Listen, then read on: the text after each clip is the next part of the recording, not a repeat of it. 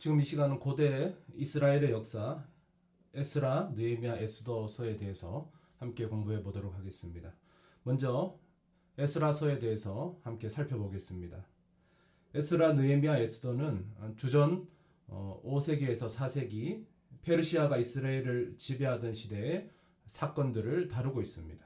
또한 이스라엘 포로기 이후 생존자들과 후손들이 어떻게 신앙 공동체를 이루었으며 각자 처한 곳에서 어떤 모습으로 살아갔는지를 보여줍니다.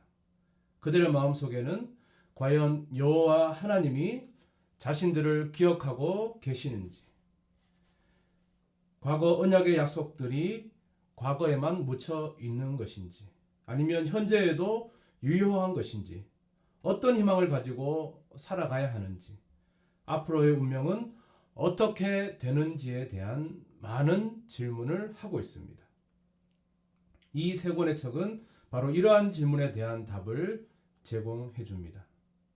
역대기는 주전 538년 고레스 왕이 유다 예루살렘의 성전을 건축하라 하셨나니 너희 중에 그의 백성된 자는 다 올라갈지어다 라고 하는 말로 마칩니다. 그리고 역대기의 끝부분이 에스라서의 도입부가 됩니다. 에스라서는 고레스 왕이 칙령을 발표하는 장면으로 시작하고 있습니다.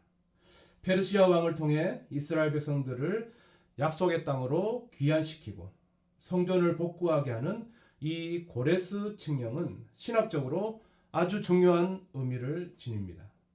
이것은 오래전 예레미야를 통해서 말씀하신 70년의 포로 생활 마감에 대한 예언의 성취입니다. 또한 150여 년 전 이사야 선지자를 통해 말씀하신 예언의 성취이기도 합니다. 하나님께서 선택한 자기 백성들을 잊지 않으셨다는 증거이기도 합니다. 여전히 여호와는 자기 백성을 향한 관심이 있고 그들을 돌보고 계심을 의미하는 것입니다. 예루살렘으로의 귀환은 제2의 출애굽을 의미하며 성전 건축에 대한 허락은 과거와 같이 여호와 하나님을 예배하는 영적 공동체의 새로운 출발을 의미하는 것입니다. 비록 솔로몬 시대처럼 화려한 성전은 아니나 여호와께서는 여전히 그들과 함께 하실 것입니다. 또한 고레스 칙령을 통해 오래전 계획하신 하나님의 뜻을 이루신 것은 하나님은 단순히 이스라엘의 국한되신 분이 아니며 세상의 주관자들을 주관하시는 분이시자 역사의 주권자이심을 보여주고 있습니다. 에스라서의 제목은 책의 주인공인 이름을 딴 것입니다. 에스라는 대제사장 아론의 후손이며 학사로 율법에 능통한 자였습니다. 그가 활동한 시기는 페르시아 왕 아닥사스다 1세 때입니다. 에스라서는 성전 재건의 역사적 사건을 다루는 1에서 6장, 에스라의 개혁을 다루는 7에서 10장으로 크게 둘로 나누어지고 있습니다. 다윗의 후손인 스룹바벨을 리더로 귀환한 자들이 성전의 기초를 놓습니다.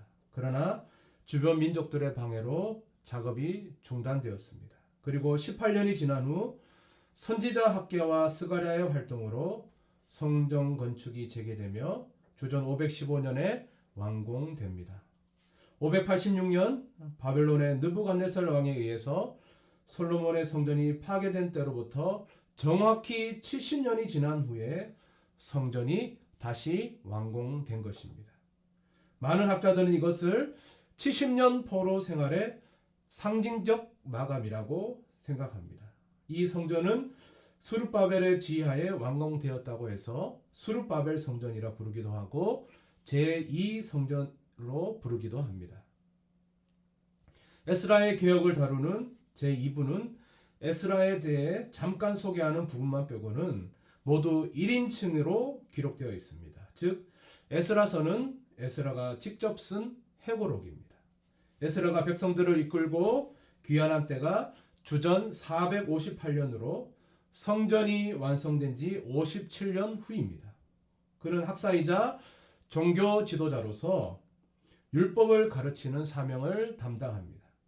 하나님의 말씀인 토라가 여전히 이스라엘 백성들의 종교적, 사회적 지침임을 보여주고 있습니다.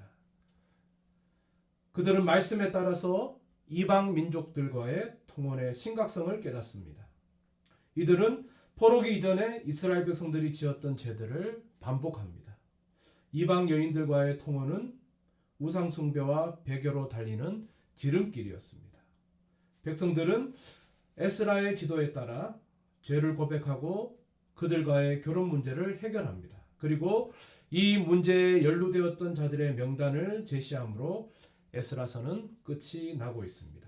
이것은 포로기 이후 귀환한 백성들의 문제가 다시 심각해지고 있음을 잘 보여주는 좋은 예입니다. 이제는 정신 차리고 하나님의 말씀에만 순종하며 살아야 하는데 그것이 잘 안 되고 있는 모습을 보여주는 것입니다. 그러나 하나님께서는 학사 에스라를 통해서 또 한 번의 기회를 주십니다. 에스라서는 하나님께서 언제까지 이런 일을 반복하셔야 하는지에 대해 우리에게 질문을 던지고 있습니다. 우리도 동일한 죄를 반복하며 살고 있지는 않은지, 삶의 과감한 개혁이 필요한 것은 아닌지 점검해 보아야 하는 것입니다. 다음으로 느헤미야서에 대해서 살펴보겠습니다. 주전 5에서 4세기 페르시아 시대를 배경으로 하는 에스라, 느헤미야, 에스더는 연대로 봤을 때 구약에서 거의 마지막 사건들을 다루고 있습니다. 이 세 권의 책은 이스라엘 포로기 이후 생존자들과 후손들이 어떻게 신앙 공동체를 이루고 각자 처한 곳에서 어떤 모습으로 살아갔는지를 잘 보여주고 있습니다. 느헤미야는 시대와 사건적으로 에스라서와 연결되어 있습니다. 두 사람은 동시대의 사람으로 에스라가 종교 지도자라면 느헤미야는 평신도 지도자였습니다. 그들은 포로기 이후 예루살렘으로 귀환한 공동체의 개혁을 실행한 파트너라고 할 수 있었습니다. 느헤미야는 페르시아의 아닥사스다 왕 제20년인 주전 445년에 예루살렘 성벽이 무너졌다는 소식을 듣고 보수를 위해 예루살렘 총독으로 자원합니다. 페르시아 왕의 술관원이라는 고위직을 마다하고 고국의 어려움을 돕기 위해 흔히 말하는 한직으로 자원을 한 셈이었습니다. 느헤미야라는 이름은 여호와께서 위로하신다는 의미를 가지고 있습니다. 그는 성벽을 보수함으로써 이름의 의미대로 유다 백성에게 큰 위로를 주는 인물이 되었습니다. 느헤미야는 성벽 재건을 다루는 1에서 7장과 영적 개혁을 다루는 8에서 13장 두 부분으로 나누어집니다. 성벽 재건 부분은 느헤미야가 1인칭으로 쓴 회고록으로 되어 있습니다. 성벽이 완성되는 52일 동안의 외적, 내적 방해 요소와 박해에 대해 다루며 그 모든 것을 돌파해 나간 느헤미야의 리더십이 돋보이고 있습니다. 산발랏, 도비야, 게셈으로 대표되는 외부 반대 세력들은 온갖 책략을 동원해서 성벽 보수를 방해하는 공작을 펼칩니다. 느헤미야의 대표 정책은 우리가 우리 하나님께 기도하며 그들로 말미암아 파수꾼을 두어 주야로 방비하는데 라는 4장 9절 말씀에 잘 드러나고 있습니다. 느헤미야는 기도와 현실적 대안으로 그들에게 맞서고 있습니다. 하나님께 100% 의존하는 믿음과 인간의 책임 100% 최선이 만나서 현실에 뿌리 박은 그의 믿음은 21세기를 살아가는 우리에게 좋은 믿음의 본이 되고 있습니다. 8에서 13장은 제사장 에스라와 함께 느헤미야의 개혁을 다루고 있습니다. 개혁은 하나님의 말씀인 율법책을 낭독하고 가르침으로 시작됩니다. 백성들은 언약을 갱신하고 율법의 말씀에 따라 이방 여인들과 통혼을 하지 않고 안식일과 안식년을 지키기로 하고 성전세를 내고 제단에 사용할 나무를 바치고 성전에서 일하는 제사장과 레위인들을 후원하기로 다짐하고 헌신합니다. 느헤미야는 총독 생활 12년을 마치고 바벨론으로 돌아갔다가 두 번째 임기를 수행하기 위해 주전 433년에 다시 예루살렘으로 돌아옵니다. 그는 백성들이 다짐한 언약들이 제대로 지켜지지 않고 안식일을 어기고 성전을 더럽히고 레위인들을 돌보지 않고 이방인들과 통혼하는 모습들을 발견하고 재개혁을 단행합니다. 이방인들과의 통혼을 파기하고 민족의 단일성을 보존하고 제사장들과 레위인들의 반열을 다시 세우고 예배를 회복하고 안식일을 성수하는 등 개혁하는 모습으로 느헤미야서는 끝이 나게 됩니다. 느헤미야는 언약 갱신의 중요성, 말씀의 중요성, 기도의 중요성, 리더십의 중요성, 예배 회복의 중요성 등 많은 영적 원리를 가르쳐 주고 있습니다. 또한 느헤미야의 개인적인 리더십을 통해서도 배울 점들을 많이 발견할 수 있습니다. 그러나 느헤미야의 마지막 장은 귀환한 이스라엘 공동체의 초라한 모습과 그들의 거듭되는 영적 실패를 보여주고 있습니다. 느헤미야 개인은 하나님께 신실하지만 포로기 이후 귀환한 공동체는 하나님 앞에 그렇게 신실하지 않았습니다. 그러므로 느헤미야는 언젠가 백성들이 하나님 앞에 온전히 돌아오고 순종할 날을 고대하게 만들므로 마치게 됩니다. 메시아가 오셔야 그러한 온전한 회복이 이루어질 것입니다. 이런 의미에서 느헤미야는 메시아의 그림자이며 율법의 모든 요구를 완성하실 메시아를 고대하게 만드는 책이기도 합니다. 이제 마지막으로 에스더서에 대해 살펴보겠습니다. 구약정에서 비교적 우리에게 잘 알려진 에스더서는 여주인공의 이름을 따서 제목을 붙였습니다. 본서는 저자를 밝히고 있지 않습니다. 유대인 역사가 요세푸스는 모르드게가 저자라고 생각했으며 에스라나 느헤미야가 저자일 가능성도 제시하고 있습니다. 확실한 것은 저자가 페르시아의 관습이나 당시 궁전의 사정, 수상궁의 지리에 매우 익숙한 인물이라는 것입니다.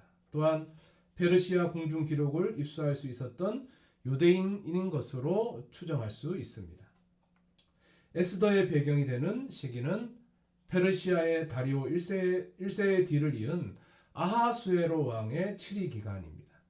그 당시 동양의 거대한 제국이었던 페르시아 왕국의 아하수에로는 주전 486년 대군을 이끌고 그리스 원정을 나서게 됩니다. 그러나 이때 살라미스 해전에서 대패를 합니다. 그 후 아하수에로 왕은 플라타이아 전쟁에서의 패배를 끝으로 원정에서 돌아와 궁에서 향락으로 세월을 보내다가 주전 465년 후궁들 사이의 음모로 인해 암살을 당하고 말았습니다. 에스더 1장은 아하수에로 왕이 그리스 원정을 떠나기 전에 준비 과정과 일치하고 에스더를 왕비로 뽑은 시기는 그가 그리스 원정에서 패배하고 돌아온 시기와 일치하고 있습니다. 많은 여인들을 전국에서 모으는 장면도 아하수에로가 하람에서 세월을 보냈다는 역사적 정황과 일치하고 있습니다. 이렇게 세상이 변화를 겪고 발전하고 있을 때 페르시아라는 거대한 제국에서 다양한 인종 속에 섞여 살고 있던 디아스포라 유대인들은 누구도 기억하지 않는 이름 없고 미미한 족속에 불과했습니다. 에스라, 느헤미야가 본국으로 귀환한 유대인들을 다루고 있다면 에스더는 귀환하지 않기로 선택한 유대인들의 이야기를 다루고 있습니다. 에스더서는 과연 하나님은 이러한 정국에서도 이들에게 관심을 가지고 계신지에 대한 질문을 던지고 있습니다. 에스더서에는 하나님의 이름이 전혀 언급되지 않는데 저자가 독자로 하여금 과연 에스더의 하나님이 존재하는지에 대한 해답을 스토리를 통해서 발견하도록 유도하고 있는 것입니다. 에스더서의 중요 주제와 목적 중 하나는 불임절의 기원과 제정에 대한 역사적 배경을 알려주는 것입니다. 에스더서는 오경에 기록되지 않은 유일한 절기를 지키는 데 대한 신학적 권위를 부여해 주고 있습니다. 유대인들은 에스더서에 나오는 유대인 말살을 계획했던 하만을 잘 기억하고 있습니다. 매년 불임절을 기념하며 에스더서를 읽을 때마다 하만의 이름이 나오면 야유를 보낸다고 합니다. 그들은 뼈아픈 역사를 통해서 에스더서의 하만뿐 아니라 유대인들을 괴롭힌 많은 하만들을 기억하는 것입니다. 그 중에서도 으뜸은 히틀러라는 하만입니다. 세계에 흩어져 사는 디아스포라 유대인들은 언제 어디에서 또 다른 하만이 나타날지 모른다는 것을 생생히 기억하며 오늘도 유다인은 노임과 구원을 얻을 것이라는 에스더서의 구원의 역사에 희망을 걸며 불임절을 기억하고 있는 것입니다.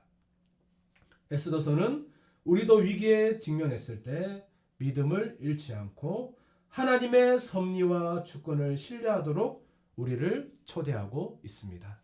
감사합니다.